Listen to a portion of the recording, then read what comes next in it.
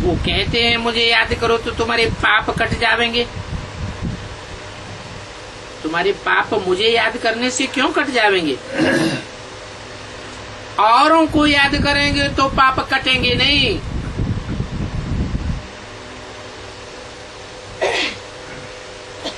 कोई के कटे हो तो बताओ।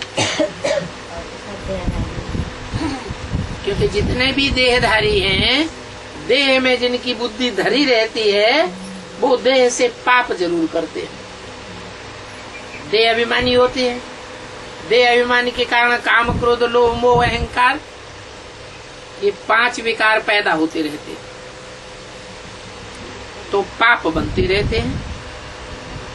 एक शिव बाप ही ऐसा है जो जन्म मरण के चक्र में नहीं आता है, गर्भ से जन्म नहीं लेता है, इस कारण उसके पाप बनते ही नहीं। और जन्म मरण के चक्र में न आने के कारण वो तीनों काल का ज्ञाता है।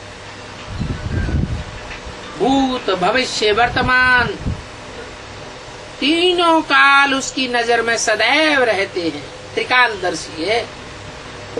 तो पाप कर्म होने का सवाल ही नहीं। वो तो ज्ञान का सागर है, ज्ञान से तो पाप कटते हैं। और जब ज्ञान सागर खुद ही है तो पाप कहाँ से आवेंगे? तो ऐसे को याद करेंगे तो तुम्हारे भी पाप कट जावेंगे। परंतु शर्त है एक, उसको पहचान के याद करो। ऐसे नहीं किसी ने कह दिया ये शिव बाबा है और मान लिया शिव बाबा है, नहीं। तीसरे नेत्र को जागृत करो। जैसे शिव का तीसरा नेत्र प्रसिद्ध है, उसको कहते हैं शिव नेत्र, सदा शिव।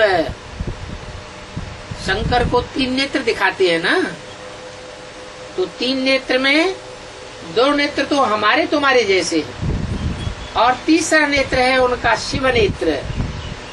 वो शिव नेत्र उन्होंने याद से जागृत किया। वो शिव नेत्र जब जागृत हो जाता है तो वो शंकर भी शिव समान बन जाता है, बच्चा भी बाप समान बन जाता है। इसलिए वो पहला संसार में ऐसा एक बच्चा है जिसका नाम शिव के साथ जोड़ा जाता है। 33 करोड़ देवताएं गाए जाते हैं। कोई देवता है जिसका नाम शिव के साथ जोड़ा जाता हो?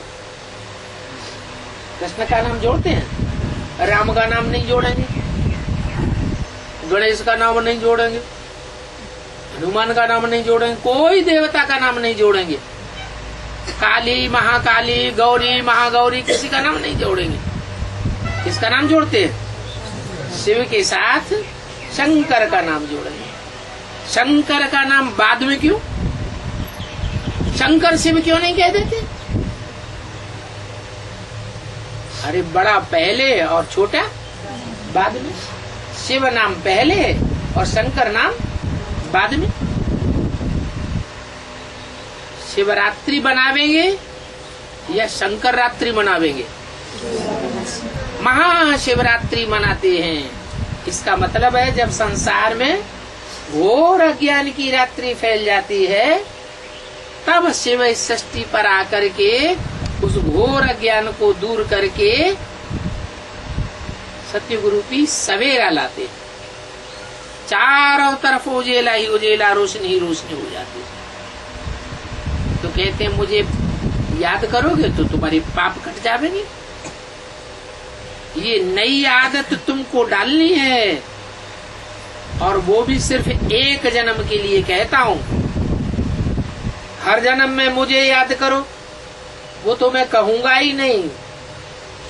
सिर्फ एक जन्म में मुझे तुमको मेरा सच्चा परिचय मिलता है, और जन्मों में तो मेरा परिचय कोई देने वाला है ही नहीं, और जन्म जन्मांतर में आता भी नहीं।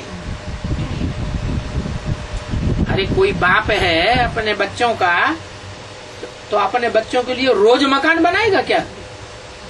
है? मकान जब पुराना हो जाता है तब नया मकान बनाते हैं। तो ऐसे ही ये षष्टि रूपी मकान है। इस षष्टि रूपी मकान को जब चौथी अवस्था आती है, दुनिया की हर चीज की चौथी अवस्था आती है ना। जैसे आदमी है, पहले बचपन में कितना सतो प्रधान, कितना प्यारा लगता है, फिर बड़ा होता है, दूसरी शैशवावस्था आती है, फिर जवानी आती है, कितना परेशान दुखी होने लगता है, फिर बुढ़ापा आता है, कोई पूछता ही नहीं दुनिया में, सब दूर दूर दूर दूर दूर रहना चाहते हैं। तो तमो प्रधान स्टेज आ जाती है। तमो प्रधान स्टेज खुद को भी दुख देती है और दूसरों को भी दुख देती है। तो ऐसे ये सृष्टि भी 4 अवस्थाओं से पसार होती है। सतो प्रधान सतयुग, सतो सामान्य त्रेता, रजो प्रधान द्वापर और तमो प्रधान कलयुग। ये कलयुग है महापाप का युग। इसमें सब दुखी हो जाते हैं।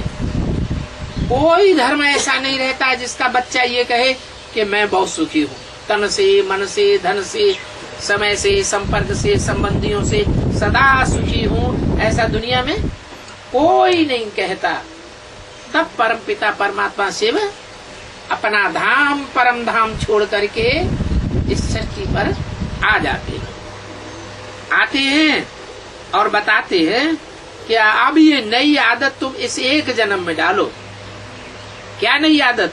अपन को आत्मा बिंदु समझ, ज्योति बिंदु आत्मा समझो कि मैं भृकुटी के मध्य में चमकता हुआ एक सितारा हूँ और मुझ बाप को याद करो जो बिंदु बिंदु आत्माओं का बाप है।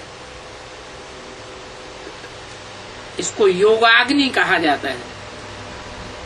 क्या कहा जाता है? योग की अग्नि है। जैसे अग्नि में कोई भी चीज डालो तो भस्म हो जाएगी अथवा तो शुद्ध हो जाएगी। कच्चा पक्का सोना डाल दो, खाद वाला सोना डाल दो, जिस सोने में लोहा तांबा मिला हुआ वो डाल दो,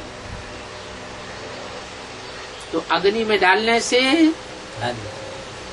उसकी सारी खाद निकल जाएगी, सच्चा सोना रह जाएगा और खाद भस्म हो जाएगी। तो ये तुम्हारी आत्मा के लिए योगाग्नि है।